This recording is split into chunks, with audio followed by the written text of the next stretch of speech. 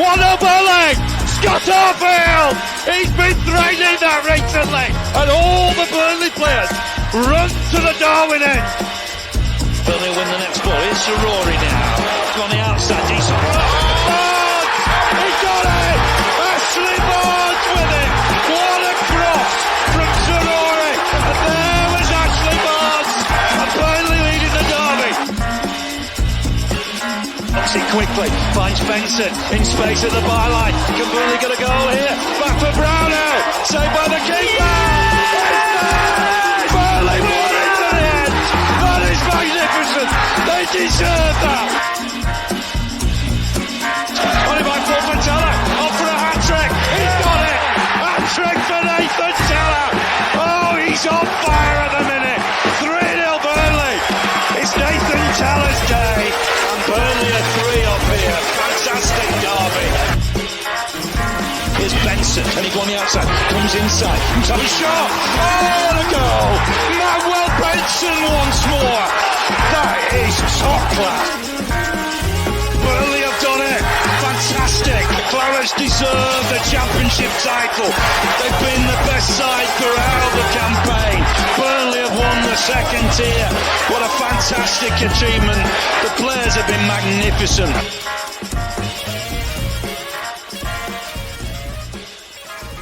Yes, hello, everyone, and welcome along to the latest instalment of the Turfcast podcast pre-game show with me, Joe Redmond, ahead of our Tuesday night game against Derby County at Turf Moor. It's one of them weeks where the games come thick and fast, but I'm thinking Burnley might have a slight advantage this time because, of course, we played on Friday night, then we played Derby on Tuesday, and then we don't play again till Sunday. So the games aren't as crammed in for Burnley as they are for a lot of teams. Now, obviously, I'm going to introduce the guests as I always do, but just before I do, I want to cast everybody's mind back to the last game of last season when we played Nottingham Forest at home. We were already relegated. Nottingham Forest, of course, had a field day with that, as you'd expect, but the song that they chanted for pretty much the entire game was Say Hello to Derby for us. Well, here I am, and I'm happy to introduce Jake from the Rams Talk podcast. How are you doing, mate? Morning, mate. I'm very good considering the circumstances. Thank you. How are you? Yeah, I'm good, thank you. Obviously, we're in a bit of better form than yourselves at the minute, but obviously, I've just been looking at your form, and I think pretty much the entire league is in better form than you at the minute. Obviously, just to caveat that, you have played Leeds at Ellen Road. It's not an easy place to go. I'm just looking at your stats for that match because I didn't manage to catch it. And the first half was an absolute battering. Well, the entire game was a battering, if I'm being honest with you. I hope you don't mind me saying that, of course. But the first half especially, because I remember somebody on Twitter saying Derby was stubborn in the first half. We might struggle to break them down because Derby just sort of like sat back and said to Leeds, break us down. I'm looking at the stats now. Leeds had 72% possession to your 28, and you don't see that often in the Championship. 0.61 XG compared to your 0, because you didn't even have a shot, let alone a shot on target in that first half. Second half, a bit better, but maybe Leeds are sort of sitting back themselves at that point. I'm not sure. I'm sure you'll be able to shed more light on it. But obviously, before we go into individual games and results, let's talk about your season so far, because currently 16th in the league. Coming into this game, having lost 3 in a row. Leeds, obviously, as I mentioned, Sheffield Wednesday and Swansea. So the Leeds game, kind of expect. The other two, they're the sort of teams you probably need to be beating if you want to get to where you want to be. So, yeah, let me know your thoughts on the season so far, please, mate. Oh, it's a weird one. I mean, I know. I'd say 16th is a bit of a false position at the minute because the way we've played recently, we should be in that bottom 3. We started the season really well. We brought in a couple of players like David Ozo from Crystal Palace, who sat in holding midfield. We brought in Kenzo Houdmine from AZ as well, really creative midfielder. And we had a pretty solid squad coming up from League One, and it looked like we bolstered it really well. And we had a really good game where we battered Bristol City 3-0 at home. Absolutely battered them. It should have been 5, should have been 6. And there was a lot of hope then. We were in the top half. We were playing really good football. And we thought, you know what? We could actually do something this season. And then David Ozo got injured. And that's kind of derailed our entire season, which seems crazy that a 19-year-old on loan from Crystal Palace controls our entire team. But Paul Warne since then can't work out what his best team is. He has no idea who should be playing where, who should be doing what, and we've collapsed. I mean, you mentioned the recent form. We had 2 home games where we were 2-0 down against Swansea within 20 minutes, and fans were chanting, what is that, towards Paul Warne. He got booed off at Ellen Road yesterday. He was clapping the fans, got booed, went straight down the tunnel, and he doesn't seem to know what his best team is. In fact, I don't know what he's doing, if I'm honest, at the moment. The way we set up makes no sense. All our midfielders that are taller than 5'8" were either injured or suspended yesterday. So we had 2 hobbits in central midfield, and obviously Leeds, quite a physical side. They're very good technically, but they're quite good physically as well. And they exploited that, scoring from a set piece. Yeah. And set pieces are pretty much all we have. If you look at the stats, Derby has scored more set pieces than they've scored from open play. So it says a lot about where we are as a team. We don't really create a lot. We don't really go forwards. Away from home, we've had 4 games this season where we've not even created a single big chance.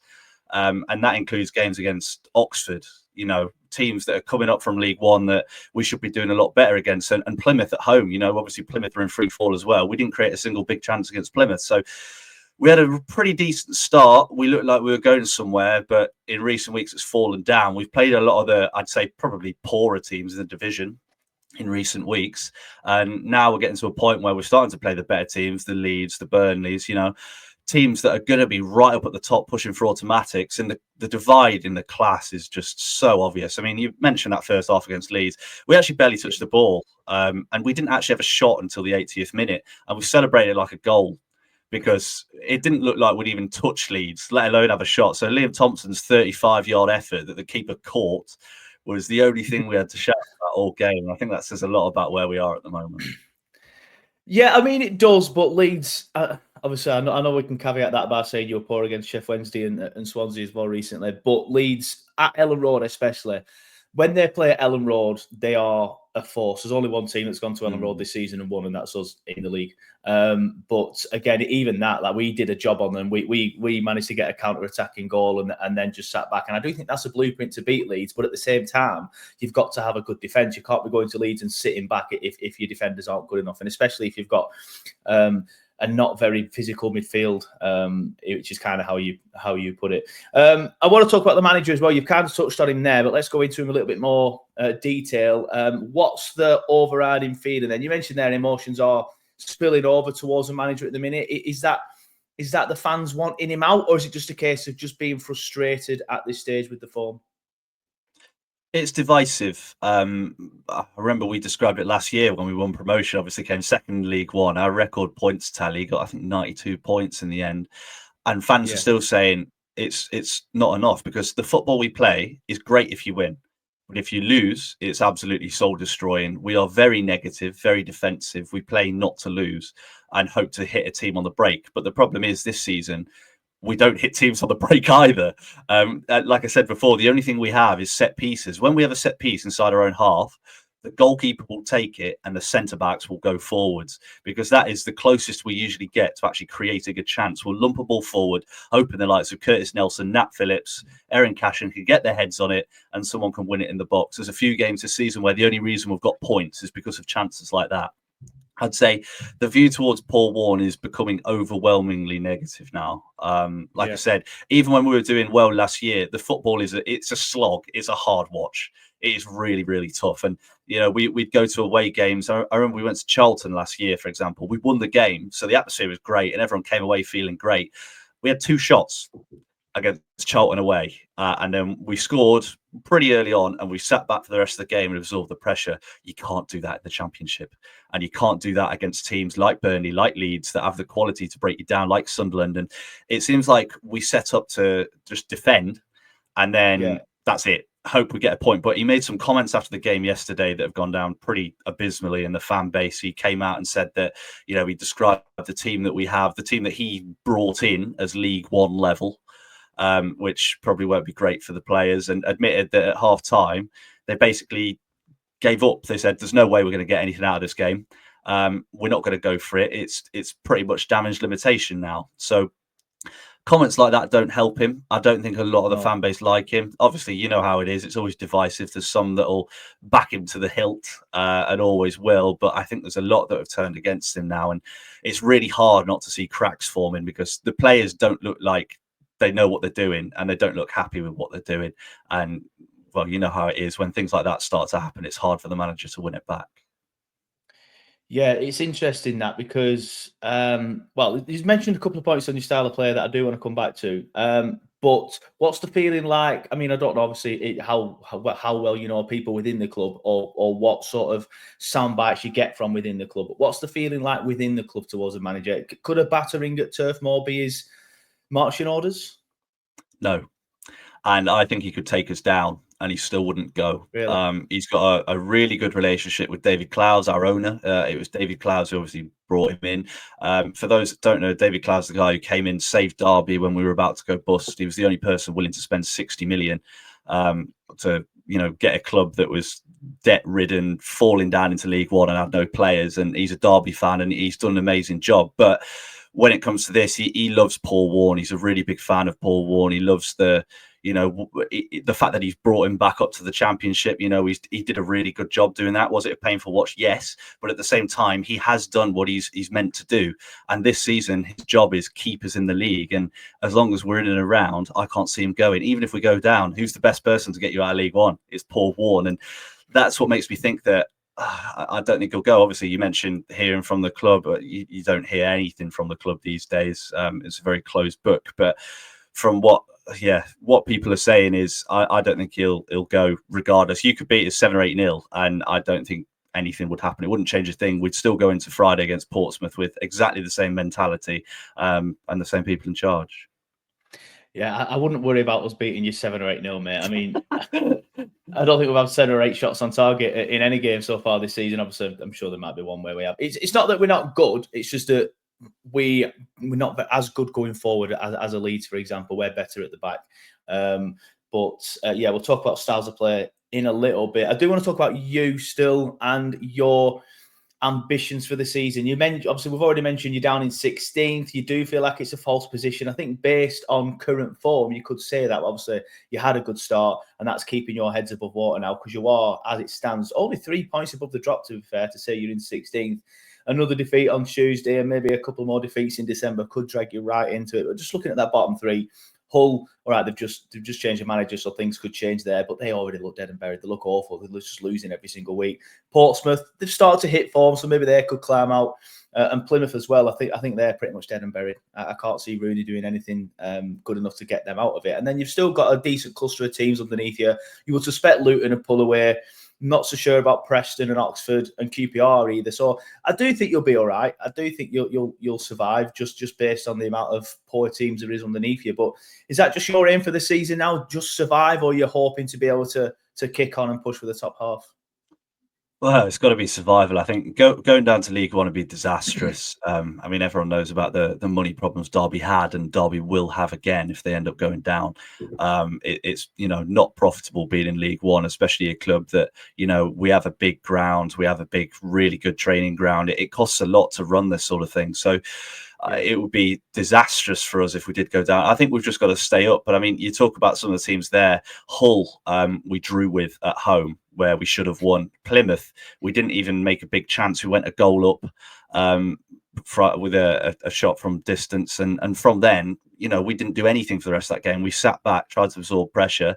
And even when Plymouth equalised with a deflected free kick, we didn't go for it again, and that's part of the problem, is that we're not beating the teams around us. And I do see where you're coming from. I think there's teams down there that are probably worse teams than us, but on the day we're not getting that rub of the green at the minute. We're looking like the team that's going to end up collapsing and end up in that bottom three.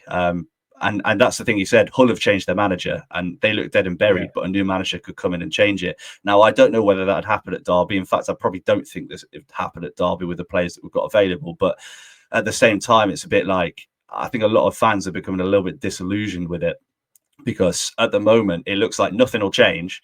And we keep turning up every week and having like one shot.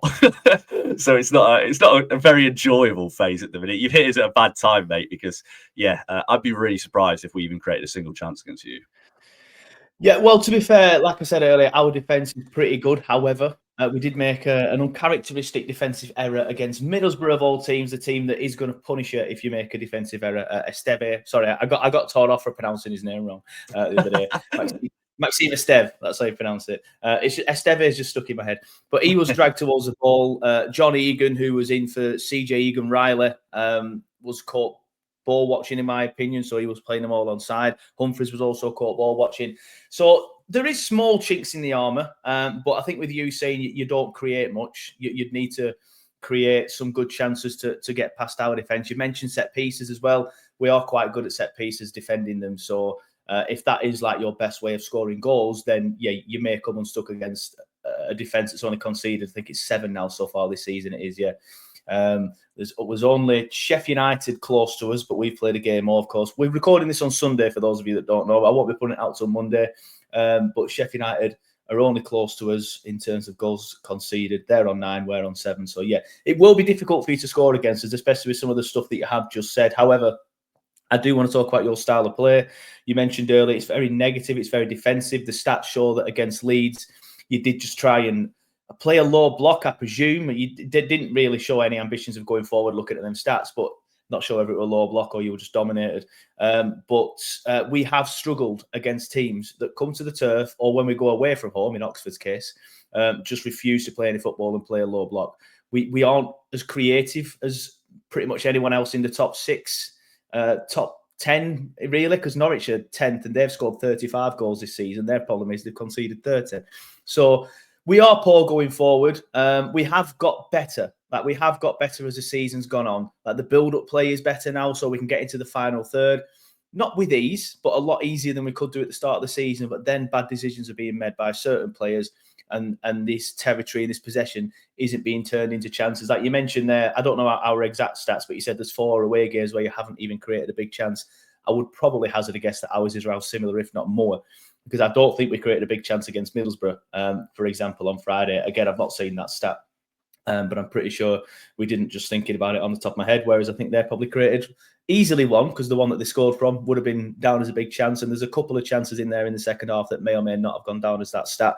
But yeah, talk to me about your style of play then, because it does worry me slightly that you have said you are very negative, you are very defensive, and I'm just looking at your stats on the Leeds game, and it looks like you played a low block, which is what we might struggle against. Is that fair to say, that you'll come to the turf and just shut up shop? Yeah. that is all we'll do. Yeah, I know. That is all we'll do. But I don't think you have to be as worried, because if we set up the way we set up against Leeds, you won't have anything to worry about. Obviously, you'll know when you play a low block, you want to hit teams on the break, you want to use pace, you want to carry the ball, and you want to carve out what few opportunities you get. The problem is with Derby is that we will sit really deep, but we don't play any of our creative players. A stat from yesterday, Jerry Yates, who played up front, had fewer touches. He played 85 minutes, and he had fewer touches than Junior Firpo, who came off injured in the 20th minute for Leeds. That's the sort of thing we're looking at. We barely get the ball to the forward players, and that's why we don't really hit teams on the break. We have Caden Jackson, who we signed from Ipswich in the summer. He can't run with the ball. He actually outright refuses to run with the ball. All he wants is the ball in behind. So unless we get the ball in behind, we won't attack down the right. We've got Mendes Lang on the left, who was probably our best attacker by some margin last year, and he can't play on the left. He can't run with the ball down the left. So we end up in a position where we want to hit teams with a break, but we can't actually carry the ball forwards when we are in those positions.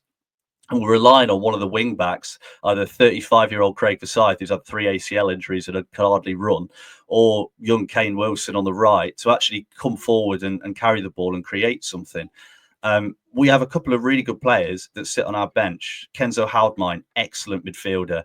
He came on against Leeds and completely changed the game, because he can control the ball, he can move the ball really well. And when we do hit teams on the break, he's got the quality to find those passes and to carry the ball and create those spaces that we don't have otherwise. Problem is, we don't play him because he's not defensive enough. We've got another player, Marcus Harness. He was another one we got from Ipswich. He's on loan. He can carry the ball pretty well. He's probably top-end League One, bottom-end Championship level player, but he has those moments. And he showed that in the last home game against Sheff Wednesday, where he set up the goal. We have a couple of players that could cause you problems on the break. The problem is they're not likely to play, and that's probably going to play into your hands, especially in the first half.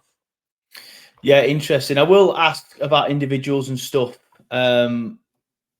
in a little bit like the best players who can hurt us. I presume you mentioned some of them there, but obviously fingers crossed they are on the bench from our perspective. But I want to talk about your midfield. Obviously, you mentioned earlier that Ozo was injured quite early on, and I presume he was the best midfielder that you've got. Just going off what you said earlier, you feel like that's damaged the midfield quite a lot and damaged them quite a lot. Football's the way it is, isn't it? If a midfield gets hold of a game, the team tends to dominate the game. What's your midfield like at the minute? Do you think it'd be okay coming up against a Josh Cullen, Josh Loren, Josh Brownhill sort of midfield, or do you think you're likely to be able to get on the ball and try and dictate play from midfield yourselves? Well, a vital part of Derby's style of play is that we don't actually play through the midfield. So we won't even give them the ball. We solely pass around the back and try and go down the line. We've not done that. Was the same in League One. We didn't play through the middle. We used to have a thing, people call it the Derby circle, because the midfielders would pull into fullback positions and we'd have nobody in the middle. So I don't think they'll have too many problems with us on the ball in the centre. But defensively, we've got Liam Thompson, academy player. He's only 5'5". He's only little, but he's a terrier. He'll get everywhere. He carries the ball really well when he gets it, as you'd expect from someone of that height. He's great in tight spaces and he'll scrap and fight. Ebu Adams, again, slightly taller, similar sort of molds. He'll chase players down. He had the most interceptions and one of the most number of tackles in the before he was suspended last week. He's a really, really good midfielder that will run for days. We played Ben Osborne, who, again, he does run around a lot. I think he's probably the poorest of the three, which is surprising because obviously he's coming from Sheffield United, where he's won a couple of promotions. But he's got a couple of moments where he'll carry the ball quite well. But again, he's another scrapper that will win the ball. The reason why Ozo was so important was because he sat at the base of that midfield and he'd sit there and he'd just dictate the play and he'd win the ball. He's 6'5", he's big. And he's a big presence in there. And we had quite a lot of balance. We played him. We had Ebu Adams in front of him. And then we had Kenzo Houdmine, who I mentioned before. And we had a nice balance. Ozo could play the ball. Adams cannot play the ball. He can't pass the ball to save his life, but he'll run around and he'll win the ball back in good positions. And Houdmine had the quality to pick players out and create chances. And we had a nice balance there. Now that's gone. We don't have that holding player. And that's where we've really struggled. And that's probably why Warren's made so many changes to try and find another solution, because we just don't have it. So I think your midfielder on the ball off the ball will probably have an easy day. They probably won't have to do, that little run in for the rest of the season. But on the ball, they'll have a tougher time, because if we get our press right, which we have done for vast portions of, some of the most recent games, probably not yesterday, but Sheff Wednesday, we were great until he took Thompson off. And then we completely lost the midfield. And we have a tendency to do that. We make changes after 75 minutes. And all of a sudden, we completely lose the game and we end up dropping points. So I think for the first 70, 75 minutes, we'll give your midfield a really, really good game and a hard game. We'll make them work for it. But if we make changes in that centre, that's when it all starts to fall down.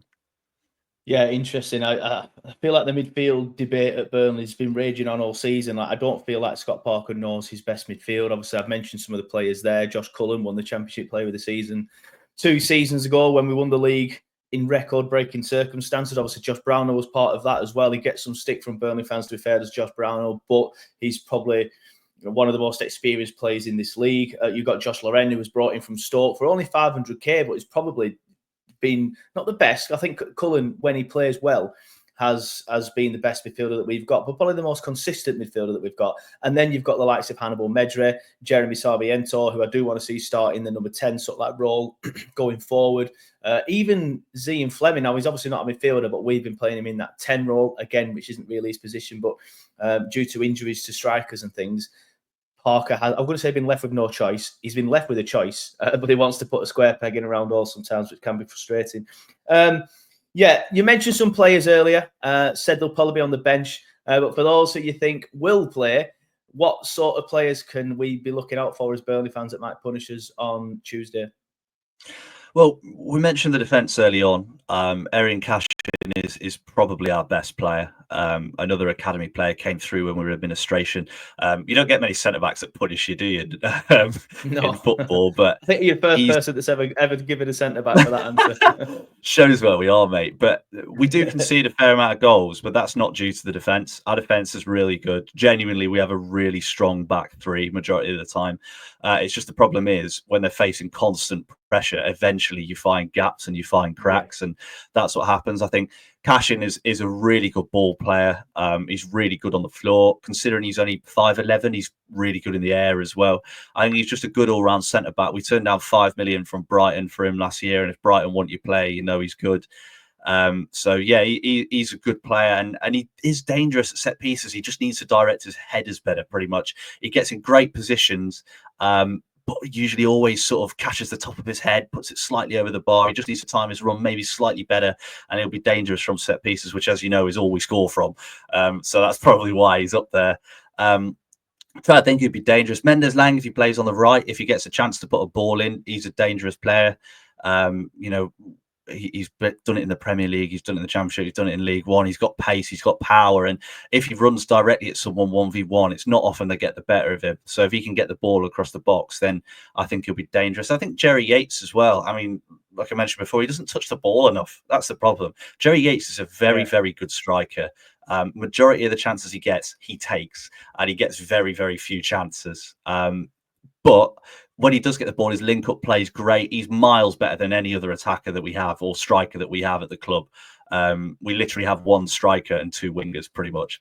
So, yeah, I think Jerry Yates is another danger. But if there's going to be any players to sort of keep an eye out on, it's got to be Cashin at centre-back, and probably Nat Phillips as well. I think in the bigger games against the better teams, he tends to step up. Maybe it's his kind of football a little bit more when you're playing against sort of close to Premier League level teams. He kind of steps his game up and probably feels a little bit more at home.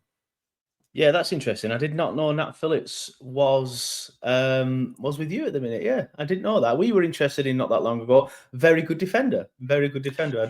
I do like Nat Phillips. He never plays. Honestly, he never plays. He never picks him. He sits on the bench. When we play a back three, he'll play him occasionally. But that's majority of the time, sits on the bench. But Cashin and Nelson, so Curtis Nelson got our player of the season last year. I think he's a solid defender. Defensively, he's good. Anything else, not quite as good.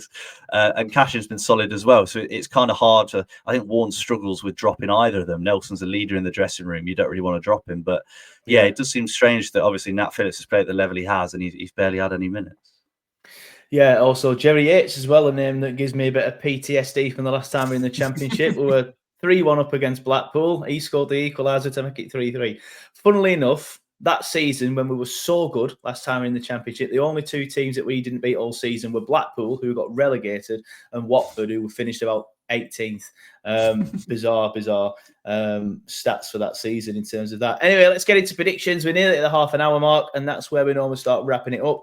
What's your predictions for Tuesday's game, please, then, mate? I don't think we'll get battered because we don't tend to get battered. I think we'll lose 2-0. I think it'll be the same as Leeds, same as Sunderland. Every team at the top beats us 2-0 at the minute. What do you reckon? Yeah, I was going to go 2-0, if I'm honest, just based on our last few games. We tend to struggle for the first half against teams that just sit back, and you can hear the fans getting slightly frustrated, but then they'll go in at half time. I don't know whether he bollocks them or he tweaks something slightly, but then we come out and get a nice early goal. And that settles the nerves, because if you can get us to the 70th minute still at 0-0, as fans of just going off what we've been like this season, I don't agree with it at all, but we will be on the players' backs. We will be marding, we will be mourning. And then that atmosphere then goes onto the pitch, and then the players start making mistakes. I do wish as fans we wouldn't do it, but that's exactly where I think, where we've been over the last few seasons, fans just get frustrated a little bit easier, especially with teams that just come and sit back, because we do have, again, PTSD on just from earlier games in this season. Preston at home refused to play any football, 0-0. Oxford away refused to play any football, 0-0. QPR same, 0-0. So if it's a similar sort of game,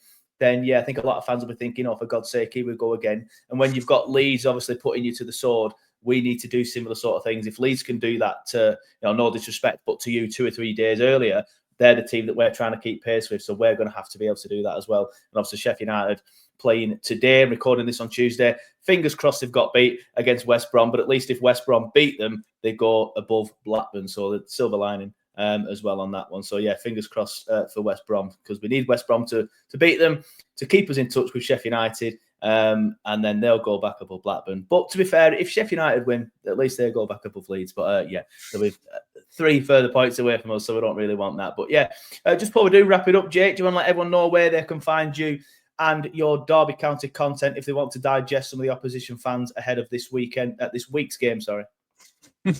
Yeah, I mean, Rams Talk podcast on YouTube, on Spotify, everything like that. Twitter, Rams Talk Pod. Just a lot of discussion about Derby at the minute. So yeah, we'll do an episode together. I'm sure we'll probably record it in about 5 minutes. So we'll have that to enjoy as well. Yeah, I am one of them that say if we beat a team, I'll go on their channel and just listen to what they're saying. Certain channels, like the bigger channels, like United Stand, for example, if United get beat, I'm on there straight. I were on it last night. I know obviously you will appreciate that result last night when they got beaten against Forest. But I was immediately on there thinking, I can't wait to see the Goldbridge and Beth belt down. But I am one of them that checks out opposition shows, especially being in the game and sort of like being invited down to like FCAs and Northwest Football Awards. I always look at them now to think, what can I do to get better? So looking by that microphone muff, you look like a good outfit. So I will have to be checked that out. Yeah. But mate, thank you for coming on the show. It's been a pleasure. We're recording this on Sunday mornings, as I said earlier. So I do appreciate you coming on at such short notice on a Sunday morning. But good luck for the rest of the season, mate, just after Tuesday. Well, good. Thank you very much. Same to you.